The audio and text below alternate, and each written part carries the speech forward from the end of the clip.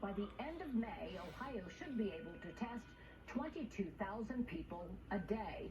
At the same time, the Ohio Department of Health is planning to begin aggressively tracing positive tests, alerting people who've had close contact with those cases and asking them to quarantine.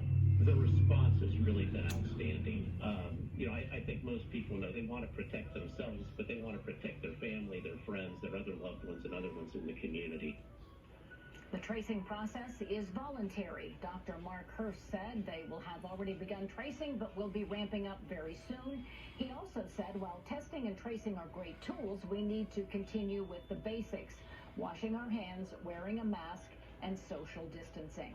Today's announcement comes as Ohio's COVID-19 cases surpass 15,000.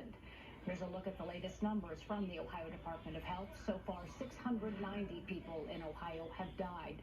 More than 3,000 people had spent time in the hospital or are there now. 920 of the patients spending time in the ICU. The number of positive cases in Ohio's prisons continuing to spike as well. The Ohio Department of Rehabilitation and Correction says more than 4,100 inmates and staff members have tested positive. NBC4's Dan Perlman joining us from the Franklin Medical Center with what Governor DeWine says must be done to limit the spread in prisons. Well, the governor told us 844 of the state's prisoners have been released over the last 5 weeks. But for hundreds of individuals who took to the street today, that is not enough. Dante Skelton, Prince Hampton. Andrea Warren says she was there for all inmates, 4 in particular. My boyfriend and cousins. 2 of which she says are at Marion Correctional Institution. Something has to be done quick.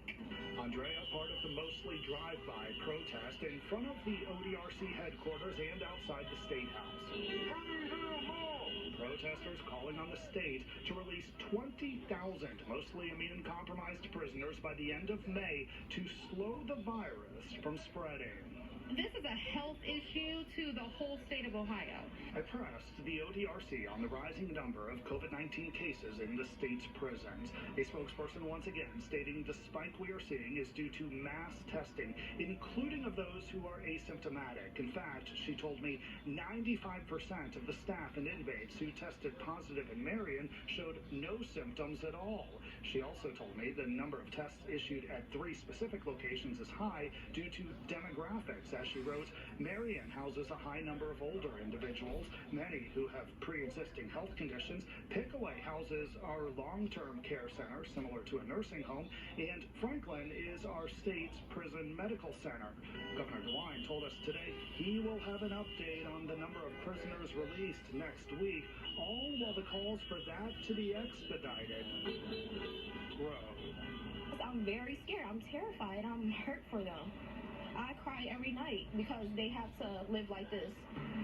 And word from the ODRC is that several measures have been taken to protect inmates and staff. Today, I asked twice to speak with the director, but no response to that request. Local for you in Columbus, Dan Perlman, NBC4. Also on the rise, unemployment here.